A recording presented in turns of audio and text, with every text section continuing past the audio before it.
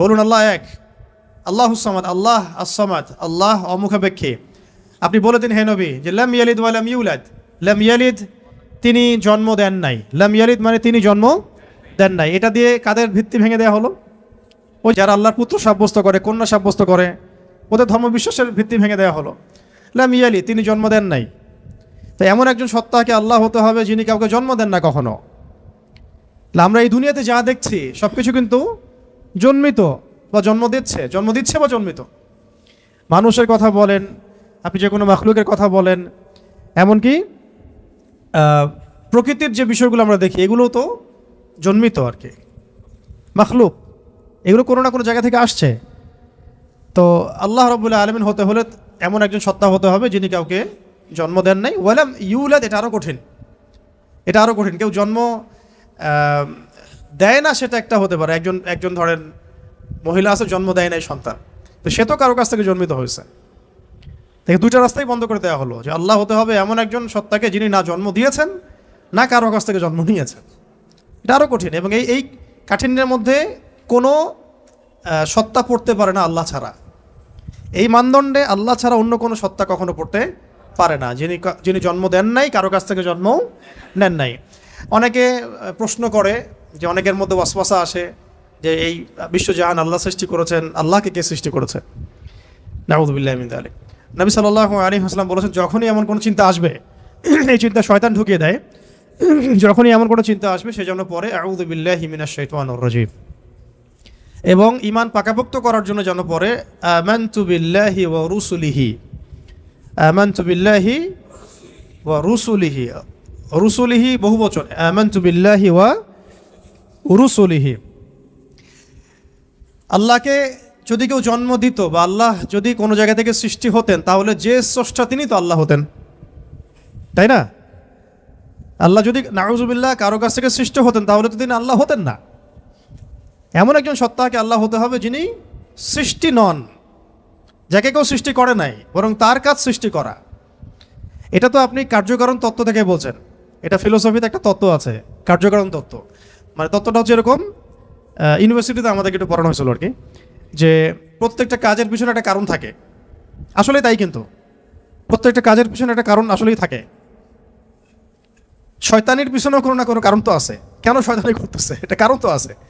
প্রত্যেকটা কাজের পিছনে একটা কারণ থাকে। এই তত্ত্বটাকে তারা বলতো কার্যকারণ তত্ত্ব আর কি। তো এই তত্ত্ব থেকে তারা এই প্রশ্নটা উত্থাপন করেছে যে তাহলে আল্লাহকে কে সৃষ্টি করেছে? ঠিক আছে, এখানে এই তত্ত্বটা নিজেই তার দোষে ত্রুটিযুক্ত আর কি।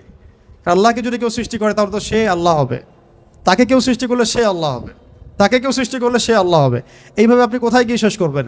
যেখানে আপনার চিন্তার জগৎ শেষ হবে সেখান থেকে আল্লাহ রাব্বুল আলামিন শুরু হবেন ইনশাআল্লাহ। ব্যাপারটা এরকম আর। তো আল্লাহ রাব্বুল আলামিন কাউকে জন্ম দেন নাই, কারো কাছ থেকে জন্ম নেন নাই। তারপর সবশেষ ওয়ালাম ইয়াকুল্লাহু কুফুয়ান আহাদ, ওয়ালাম ইয়াকুল্লাহু কুফুয়ান আহাদ। এটা এত কঠিন যে এটা মানে উতরে যাওয়ার মতো আসলে ক্ষমতা আল্লাহ ছাড়া কারোরই নাই, এটা অসম্ভব। ওয়ালাম ইয়াকুল্লাহু কুফুয়ান আহাদ, ওয়া মানে এবং, ওয়া মানে এবং, ইয়াকুন মানে হয়, লাহু মানে তার জন্যে, কুফুয়ান মানে সমকক্ষ বা সমতুল্য, আহাদুন মানে কেউই। এখানে আহাদুন মানে আসলে কেউই। ওয়া মানে এবং, লাম ইয়াকুন, ওয়ালাম ইয়াকুন এবং হয় না, লাম মানে না, লাম হচ্ছে অতীতকালে নাবাচক বোঝায়, অতীতকালে নাবাচক, এগুলো মনে রাখবেন। ওয়া মানে এবং, ওয়াবের দুটো অর্থ হয় আল কোরআনে, কখনো কখনো শপথ বা কসম অর্থে আসে, কখনো কখনো এবং অর্থে আসে। যেমন ওয়া তিন ফলের কসম, ওয়াল আসরি সময়ের কসম। আর এখানে ওয়া জবর মানে হচ্ছে এবং, ওয়ালাম লাম হচ্ছে অতীতকালে নাবাচক, অতীতকালে নাবাচক। যেমন আমি কখনো বলিনি, আমি করিনি, আমি যাইনি, এগুলো বোঝাতে লাম শব্দ প্রয়োগ করা হয়। ঠিক আছে? ওয়ালাম ইয়াকুন, ইয়াকুন মানে হয়, লাম ইয়াকুন মানে হয় না, ওয়ালাম ইয়াকুন এবং হয় না, এবং হয় না, লাহু মানে তার জন্যে, লাহু মানে তার জন্য বলতে এখানে আল্লাহর দিকে নিসবত করা হচ্ছে। ওয়ালাম ইয়াকুন লাহু, তার জন্যে হয় না, কি হয় না? কুফুয়ান, মানে কুফু মানে কি? সমতুল্য, সমকক্ষ। অনেকে বলেন না বিয়ের ক্ষেত্রে কুফু দেখতে হয়, সমতুল্য, সমকক্ষ, সামঞ্জস্যতা। আহাদ কেউই, মানে তার সমতুল্য সমকক্ষ কেউ নাই, তার সমতুল্য সমকক্ষ কেউ নাই। এটা হচ্ছে আরও কঠিন, কারণ একজন ধরেন আহাদ উতরে আসলো, সমাদে গিয়ে শেষ হয়ে গেল। কেউ হয়তো বলছে লাম ইয়ালিদ ওয়া লাম ইউলাদ, এটাতে এটাকে কোনোভাবে ব্যাখ্যা করছে, ধরেন কোনোভাবে উল্টাপাল্টা ব্যাখ্যা করছে, কিন্তু শেষে গিয়ে এসে কিন্তু আর আর পারবে না। ওয়ালাম ইয়াকুল্লাহু কুফুয়ান আহাদ, তার সমতুল্য কিছুই নাই। ধরেন আপনি বললেন যে এই মূর্তিটা নাউজুবিল্লাহ একটা দেবতা, কেউ বললো হয় কোনো মুশরিক, তাহলে এই মূর্তি একটা না, এই মূর্তি আরও অনেক আছে, সামঞ্জস্য আছে। কেউ যদি বলে এই নক্ষত্রটা তার ইলাহ, নাউজুবিল্লাহ, এই নক্ষত্র একটা না, তার সামঞ্জস্য আরও আছে, সিমিলারিটিস আছে আর কি। ঠিক আছে, কেউ বললো যে অমুক নবীর সন্তান আল্লাহর পুত্র, নাউজুবিল্লাহ, তা এই নবীর সন্তান একজন না, আরও বহু নবী আছে তাদের সন্তান হয়েছে। তো এইরকমই ওয়ালাম ইয়াকুল্লাহু কুফুয়ান আহাদ হচ্ছে এমন একজন সত্তাকে আল্লাহ হতে হবে যার সাদৃশ্য কিছু নাই। লাইসা লাইসা কামিথলিহি শাই, তার সমতুল্য, তার মতো কিছু নাই। অনেকে আল্লাহ পাকের এই যে হাত, আল্লাহ পাকের চেহারা, আল্লাহর হাসি, আল্লাহর ক্রোধ, এগুলোকে ব্যাখ্যা করতে গিয়ে আকীদার ক্ষেত্রে এমন এমন কিছু ব্যাখ্যা করেছে যেখানে আল্লাহ পাককে মাখলুকের সাথে সাদৃশ্য করে দেওয়া হয়েছে। এবং তারা আবার বলছে এটাই নাকি আহলুস সুন্নাহ ওয়াল জামাআর আকীদা। এটা একটা বাজে বিষয়, এটা একটা বাজে কথা। আল্লাহ রাব্বুল আলামিনের জাত এবং সিফত সম্পর্কে আমরা ইনশাআল্লাহ আরেকদিন বিস্তারিত কথা বলবো। ঠিক আছে, এতটুকু বলছি এখন যে আল্লাহ আল্লাহই, তার মতো কোনো কিছুই নাই। যেখানে আল্লাহ পাক বলেছেন তার চেহারা, এটা চেহারার অর্থ ইশারা কি সেটা আল্লাহ পাক জানেন। ওটা আমি যদি এখন মনে করতে যাই যে এটা এরকম চেহারা, চোখ নাক মুখ কানওয়ালা, তো এটা শিরক হয়ে যাবে তো আর কি। আল্লাহ পাক কোনো মাখলুকের সাদৃশ্য না, ওয়ালাম ইয়াকুল্লাহু কুফুয়ান আহাদ, লাইসা কামিথলিহি শাই, তার মতো আর কিছু নাই। ঠিক আছে, তো আল্লাহকে কোনোভাবেই এরকম কোনো ব্যাখ্যার মধ্যে আনা যাবে না। যেমন অনেকে বলেন না যে আল্লাহ পাক কোথায় আছে।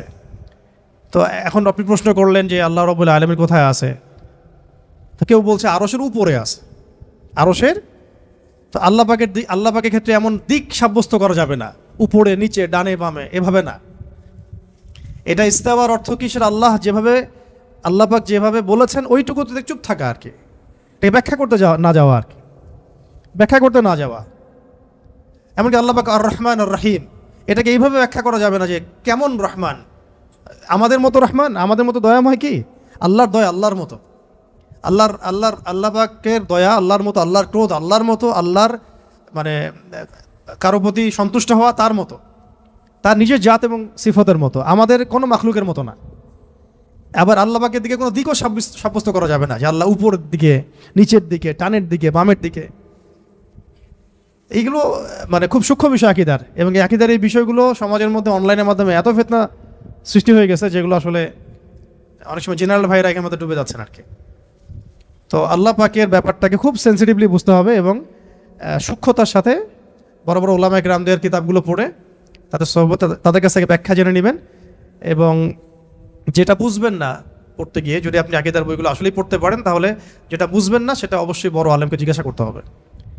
হ্যাঁ, আরশের কথা দিয়ে অনেকে বলেছেন উপরে, এই সমাসীন শব্দটা মানে হচ্ছে আসীন হওয়া। এই যে আমি বসে আছি এখন চেয়ারের উপরে সমাসীন হয়ে আছি আমি এখন, তো এটা কি সমাসীন শব্দটা ঠিক হবে? তাহলে আল্লাহ পাক কি বসে আছেন? নাউজুবিল্লাহি মিন যালিক। কোন হালতে আছেন আপনি জানেন? আমরা জানি। আল্লাহর হালতে আছে।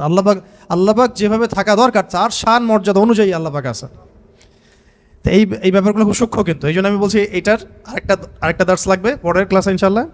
ওই দিন আমরা তাওহীদের পুরো বিষয়গুলো, খুঁটিনাটিগুলো জানবো ইনশাল্লাহ। পাশাপাশি শিরকের বিষয়গুলো লিস্ট করা হচ্ছে, যতগুলো কাজ শিরক এগুলো আপনাদেরকে বলে দেবো ইনশাল্লাহ। মানে এখন যেগুলো দেখা যায়, এছাড়াও আরও অনেক শিরক আছে যেটা সামনে আসবে আর কি। হ্যাঁ, আসতে পারে, কারণ যেভাবে যুগ বদলায় সেভাবে শিরকের ভেরিয়েন্টও বদলাচ্ছে। যেভাবে যুগ বদলাচ্ছে না, শিরকের ভেরিয়েন্টও বদলাচ্ছে। কিন্তু উসুলগুলো জানা থাকলে আমরা ভুল করবো না ইনশাল্লাহ। ঠিক আছে, তো আমরা এখানে সূরা ইখলাসের মূল কয়টা অর্থ জানলাম, সরল অনুবাদ। তাহলে অর্থ ধরলে পারবেন তো এখন থেকে ইনশাল্লাহ। কুল শব্দের অর্থ বলুন, কাকে বলতে বলা হচ্ছে?